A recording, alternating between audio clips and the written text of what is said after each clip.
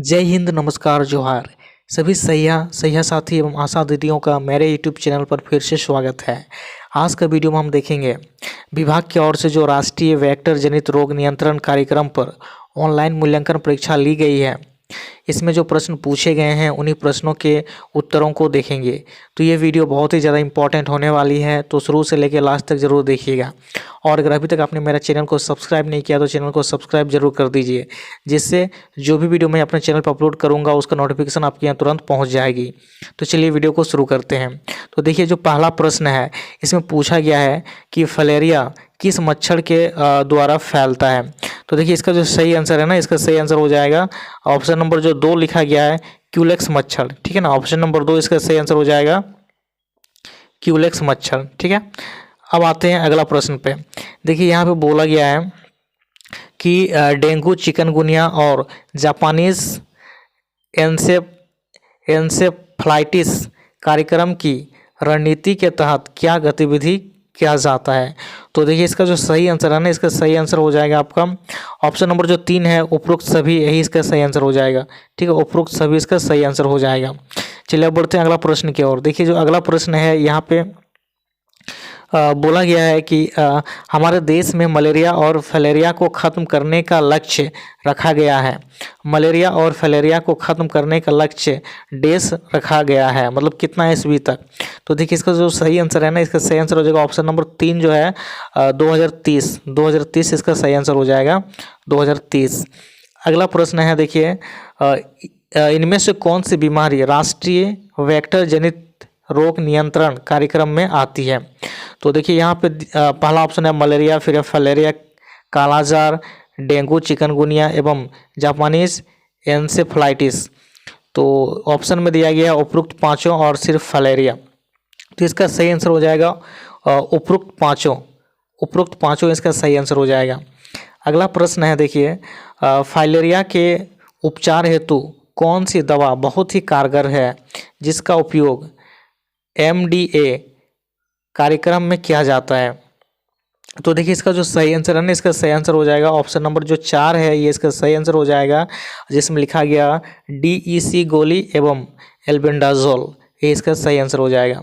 अगला प्रश्न है, देखिए, फाइलेरिया की दवा किसी भी स्थिति में खाली पेट नहीं लेनी चाहिए, ये कथन सही है या गलत। तो ये हो जाएगा सही है, कथन सही है। ठीक है, चलिए अब आते हैं अगला प्रश्न पे।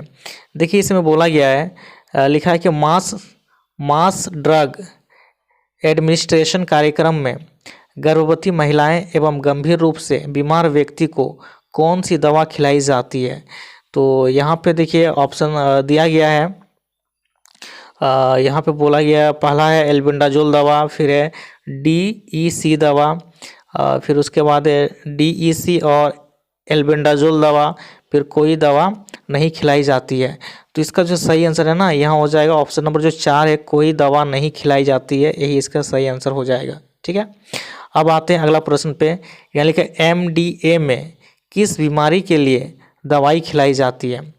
तो यहाँ पे है मलेरिया, डेंगू, फिलेरिया, उपरोक्त सभी के लिए।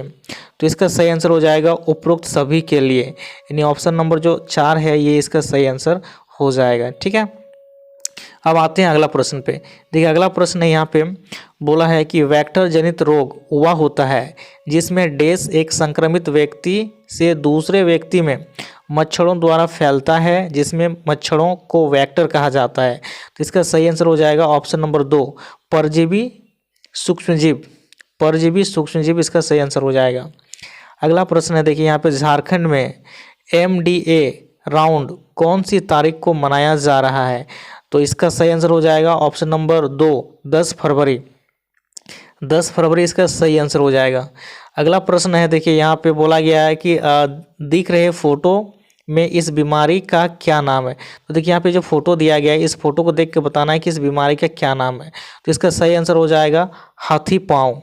ठीक है ना, तो इसका सही आंसर हो जाएगा हाथी पाँव, इसका सही आंसर हो जाएगा। ठीक है, अगला प्रश्न है, देखिए, यहाँ पे फाइलेरिया बीमारी शरीर के किस अंग को मुख्यतः प्रभावित करता है। तो इसका जो सही आंसर है, सही आंसर इसका हो जाएगा हाथ और पाँव, है ना, हाथ और पाँव है, आँख है, मुंह और नाक। तो इसका सही आंसर हो जाएगा ऑप्शन नंबर पहला वाला हाथ और पाँव। ठीक है, अगला प्रश्न है देखिए, वेक्टर जनित रोग के अंतर्गत राज्य में कितनी बीमारियों का प्रकोप है? तो इसका सही आंसर हो जाएगा 6। ऑप्शन नंबर 3 सही आंसर हो जाएगा 6। अगला प्रश्न है, मलेरिया कार्यक्रम की रणनीति में क्या किया जाता है? तो यहाँ पे देखिए रोग प्रबंधन है, एकीकृत वेक्टर प्रबंधन, सहायक हस्तक्षेप और लास्ट में उपरोक्त सभी। तो इसका सही आंसर हो जाएगा उपरोक्त सभी। ठीक है, उपरोक्त सभी इसका सही आंसर हो जाएगा। और अब देखिए इसके बाद जो है ये अगला प्रश्न है, और आज का जो एग्ज़ाम हुआ था, ऑनलाइन परीक्षा जो हुआ था, उसका ये लास्ट क्वेश्चन था। देखिए यहाँ पे बोला है कि मास ड्रग एडमिनिस्ट्रेशन कार्यक्रम में 1 से 2 वर्ष के बच्चों को कौन सी दवा खिलाई जाती है? तो इसका जो सही आंसर हो जाएगा, पहला ऑप्शन इसका सही आंसर हो जाएगा एल्बेंडाजोल। ठीक है ना, हो जाएगा मास ड्रग्स एडमिनिस्ट्रेशन कार्यक्रम में 1 से 2 वर्ष के बच्चों को कौन सी दवा खिलाई जाती है? एल्बेंडाजोल दवा। तो पहला ऑप्शन इसका सही हो जाएगा। तो इस तरह से यहाँ पे जो भी प्रश्न पूछे गए थे उन सभी प्रश्नों का मैंने उत्तर बता दिया है।